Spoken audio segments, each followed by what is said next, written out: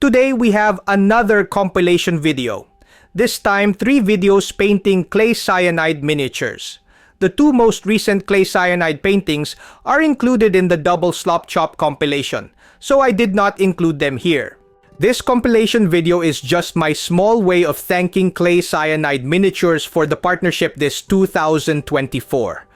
Clay Cyanide is the best, or at the very least one of the best miniature creators based here in the Philippines. They produce excellent, nicely detailed 3D printable miniatures at Patreon and my mini factory. As I said, this compilation video includes 3 videos. First is the painting of Orc green skin with Warpaints Fanatic, a traditional painting method of layering regular acrylic colors, building up layers from the foundation color towards the highlights. I love painting green skin, may it be with speed paints or Warpaints Fanatics or a combination of both. This Orc painting video also shows the painting of the armor with metallic Warpaints Fanatics. The second clay cyanide video is the painting of a bust. This video focuses on the painting of the skin and the non-metallic metal gold armor. This video is also a layering video with Warpaints Fanatics. The last video in this compilation is my very first slop chop with the Army Painter paints, from the dry brush underpainting with Warpaints Fanatics and the painting with speed paints. This is my first true slop chop video since I prefer zenithal underpainting with my airbrush or in most cases with spray cans over dry brushing. I must say that this video started my experiment towards our double slop chop method.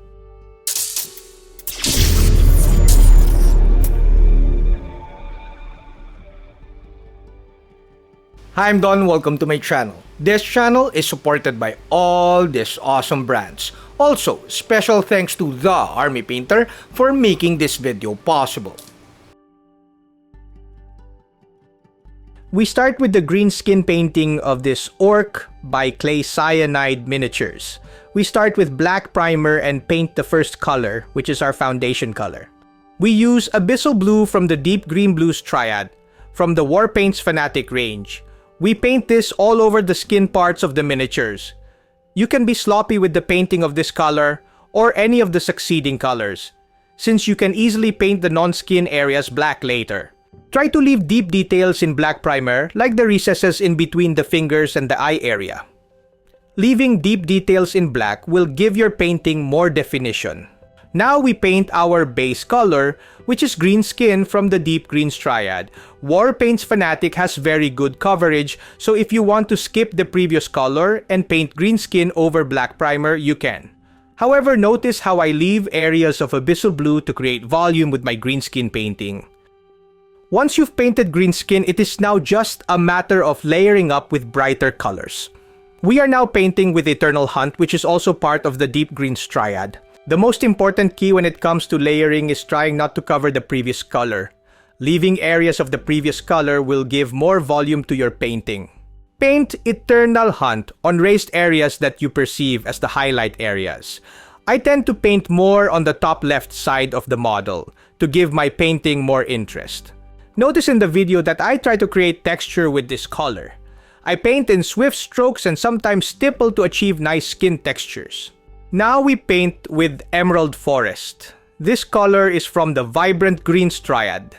Switching to a different triad system will give your painting more color depth. More color depth is almost always better than just painting with values. Notice that I am painting smaller and finer paint strokes as the colors get brighter. This will give me as much volume as I can achieve via layering. Painting smaller areas as the color gets brighter also means the painting is getting faster as you paint toward the highlights. It is important to note that I am painting all these colors in full opacity or in base color consistency. I sometimes call layering as sketching in my other videos. Now we paint with Rainforest from the Vibrant Greens Triad. This color is what I call our pre-highlight color. Paint this color in tiny areas as if painting your final highlights.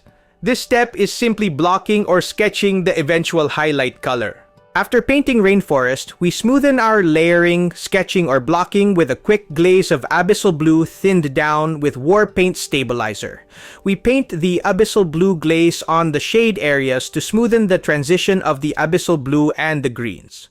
You may also simply use blue tone wash from the Warpaints Fanatic range if you are not comfortable thinning down Warpaints Fanatic to glaze consistency. Similarly, we thin down Vivid Volt with Warpaint Stabilizer. This glaze is to smoothen the pre-highlight areas towards the mid-tone greens. You cannot use washes to substitute this time though, as washes or even speed paints will darken your painting. You may use Warpaint fluorescent paints like Data System Glow, a bright green fluoro paint, or Lens Flare Glow, a bright yellow fluoro paint, if you are not comfortable thinning down Vivid Volt to glaze consistency. A good starting point when thinning down regular Warpaints Fanatic paints is 3 parts Warpaint Stabilizer and 1 part Warpaints Fanatic. Do not thin your Warpaints Fanatic too much, as over-thinned glazes will be more time-consuming. If you find that your glazes are more opaque than what you like, you may simply stipple or sketch to create texture as you glaze. Arguably, nice textures can give more interest than very smooth blends, especially if you are not painting a contest piece. Now you see in the video that I am using a dark blue tone wash from Warpaints Fanatic to add more contrast. I apply this wash only on the shade areas. I only applied the dark blue tone wash in one pass. But you may apply this wash multiple times if you are going for a darker finish. Make sure you let dry in between passes. Now we use Ice Yellow from the Yellows Triad for our final highlights. You may also use Afterglow from the Vibrant Greens Triad if you find Ice Yellow too common. Afterglow is unique to Warpaints Fanatic.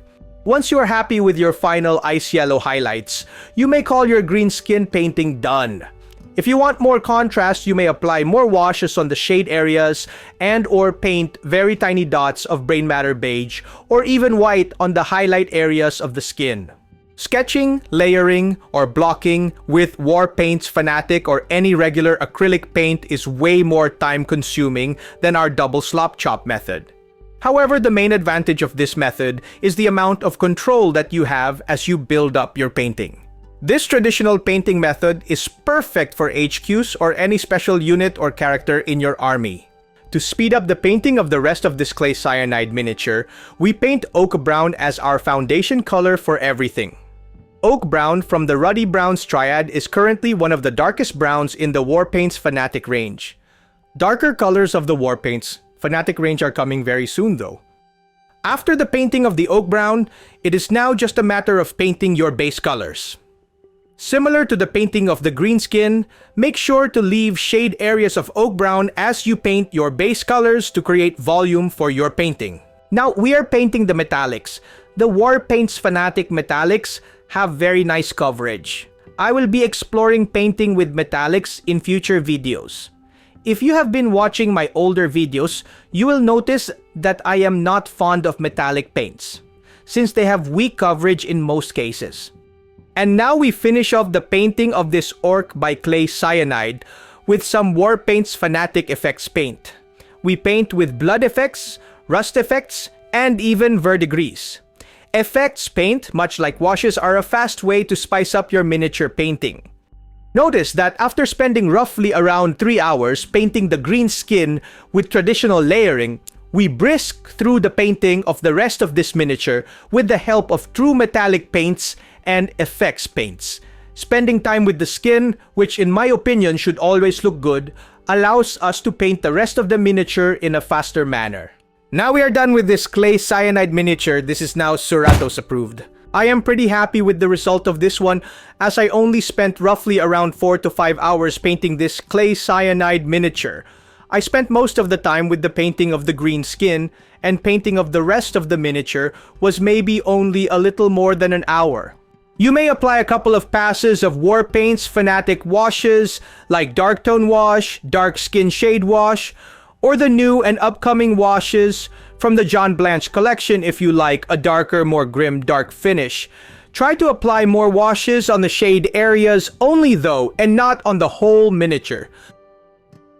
Now if you're getting value out of this video, do give this video a thumbs up and consider subscribing to my channel. This next video is painting a Clay Cyanide bust via traditional layering with Warpaints Fanatic. We start with Carnelian Skin from the Warm Skin Tones Triad. I love this reddish brown color a lot as a foundation color for skin or leather painting. There's a more beautiful darker red brown in the upcoming John Blanche collection though that I cannot share yet. Layering is mostly painting smaller areas as the colors get lighter. This will create volume. Another key to layering is to paint on areas that you perceive as the highlight areas. Painting is just paint representing lighting in real life. So identifying where your main and secondary light sources are coming from is one of the most important part of miniature painting. Normally, I would apply paints via stippling to simulate pores, but with this miniature, notice how I built up the skin layering via quick swift strokes to represent fine hair. Once happy with the painting of the skin, we now move on to the painting of the gold armor. We are painting non-metallic metal gold armor for this clay cyanide bust. You may use oak brown or tree ancient as foundation colors for your gold armor painting. Both can give you a good foundation for the succeeding colors and both have very good coverage over black primer. Foundation colors are extra important for non-Warpaints Fanatic paints from other brands, as most acrylic brands have weak coverage. In our case, foundation colors simply give more volume to our painting. Now it is just a matter of building up colors from the ochres and tans triad. Similar to the skin, the most important factor when painting non-metallic metal armor is identifying your light sources. Build up your layering or sketching towards the highlights. Do not blend as you sketch your colors. Blending is easier or more efficient once most of your colors are blocked on the miniature. This is why I call this method sketch and glaze. Sketch first, then glaze or blend later. We then finish off the painting of the gold armor with ice yellow. You may push the contrast by painting very tiny areas with white paint. Once you are happy with the painting of the non-metallic metal gold armor, we then finish off the painting of this clay cyanide miniature with the painting of the fur. The fur should be browns, but I got bored painting the skin and gold armor, so I shifted to painting the hair and fur with vibrant blues. I find painting hair the most challenging, since you have to thin your paints to get nice, long, linear strokes. A good starting point for thinning Warpaints Fanatic for hair painting is roughly 2 parts paint and 1 part water or Warpaints stabilizer. In hindsight, I should have painted the hair and fur with dry brushing and speed paints. Layering is just too time-consuming and semi-not worth it, as this is not a competition piece anyways. As you can see in the video though, I have so much control with the build-up of the colors of the hair and fur, so maybe it is worth it after all. Painting fur and much more hair becomes faster and easier as the colors get lighter, since you only need to paint nice short swift strokes as you paint toward the highlights. You see in the video, as I add more fine highlights to the fur to add contrast and volume to our painting. This painting is now Suratos approved. I am pretty happy with the painting of this clay cyanide bust. However, I doubt I will be painting with this sketch and glaze method soon. Future videos will be focused on exploring our double slop chop method and our upcoming chop suey painting method. The main advantage of painting via sketch and glaze is that you get so much control. The downside though is that this method is very time consuming. A few people think that painting in this manner is superior to painting with speed paints though. I do hope you enjoyed these previous 2 traditional layering videos. The next video is my very first venture to painting slop chop with the Army Painter paints. Needless to say, I enjoyed the painting so much. This last video in this clay cyanide compilation is my very first slop chop. I prefer using spray cans to create a zenithal underpainting as I find it more efficient than dry brushing. In this video, I built up the underpainting from black primer to matte white via dry brushing. Thus, this is my very first true slop chop painting with the Army Painter paints. Dry brushing with Warpaints Fanatic is way more enjoyable than with other acrylic brands with weak coverage. I even tested dry brushing with a local acrylic paint here in the Philippines, and it was borderline frustrating. Hero paints from the Philippines though, especially their ultra white and ultra black, have very good coverage too. So, other than the Army Painter Warpaints Fanatic, I would also highly recommend Hero Paints. Dry brushing, similar to painting with washes or speed paints, is the most relaxing and low-focus method of painting a miniature. Variations like stippling with a round dry brush and glazing with inks or oil paints are also equally relaxing and low-focus. But dry brush underpainting and the Army Painter speed paints are the best combination in my very biased opinion. The keys to dry brushing are applying paints in multiple passes and letting the dry brushed paint dry before applying another pass. Also, unload excess paint from your dry brush on a piece of towel, but do not unload too much as it will be time-consuming. Now, we paint with Gold Armor Speed Paint. Metallic speed paints have insane coverage and nice flow that make them easier to use as base colors than with metallic paints from the Warpaints Fanatic range. However, this can be a big however. Metallic speed paints do not give you instant contrast like regular speed paints. After painting the gold armor, we then apply a quick speed paint wash. We are using Fire Drake thinned down with speed paint medium. A good starting point for thinning down speed paints is 2 parts speed paint and 1 part medium. 1-to-1 will also work especially for darker, more saturated colors. I applied a couple of passes of the thinned down Fire Drake speed paint wash. After letting the speed paint wash dry, I then applied a quick wash of dark red tone wash to give a redder finish to our gold armor. Once the dark red tone wash is dry, I then painted highlights with weapon bronze from the Warpaints Fanatic range. Warpaints Fanatic metallic paints have very good coverage, and as you can see in the video, you can paint well-defined textures with these metallic paints. The gold armor base color that we darkened with washes served as a good base for the bright very yellow weapon bronze. This combination gave a nice volume and definition to our gold armor painting. At this point, you may apply some dark colored washes to make the finish more grim and dark. We then spice up our armor painting with some verdigris. Do not worry if you overdo the verdigris.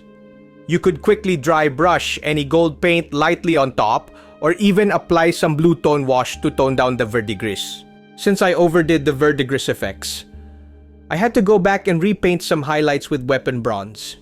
Now we finish off the painting of this clay cyanide miniature with more speed paints. I focused on the painting of the armor of this miniature. Then we just brisked through the painting of the rest of the miniature with single passes of speed paints. Like I said, this is my very first slop chop painting with the Army Painter paints, and I enjoyed this clay cyanide painting so much. Painting with speed paints is relaxing, low focus, and you can produce fairly YouTube quality painting really fast. A bit of highlighting with Warpaints Fanatic should bump the quality of your painting even better. Painting with speed paints alone will not win you any awards, but using speed paints as your base to create the foundation for your layering towards the highlights will give you the best results. So I always get inquiries via DMs and emails of what is better between speed paints and Citadel's contrast paints. My very biased answer is, of course, the Army Painter Speed Paints is better than Citadel's contrast paint. The Army Painter Speed Paint is more consistent amongst the whole range, and of course the price is way more reasonable. Now I also get inquiries on which is better between Vallejo and the Army Painter Warpaints Fanatic. I have very little experience with the new label/formula of Vallejo paints. And I love Vallejo since I used to work with them for gunpla painting, but I think the main difference between Vallejo paints and Warpaints Fanatic by the Army Painter is that Warpaints Fanatic have better coverage. Better coverage is great for base colors, detail painting, and highlighting. The glazy and weaker coverage of the new Formula Vallejo paints are great for layering and glazing. So both are good, it just depends what painting style you prefer. Paint selection is personal preference in my opinion. I hope you liked this clay cyanide painting compilation. This is my last video of 2024, and I will have new miniature painting videos that will incorporate the Grim Dark John Blanche collection by the Army Painter. The John Blanche Volume 1 and Volume 2 sets are a must-haves for the Army Painter painters, and most especially Grim Dark painters. So stay tuned. That's it, Pansit. I hope you like this video. Do like, comment, subscribe, and all that stuff. Until next video, guys. Bye! Now, if you like this video, do check out these other videos.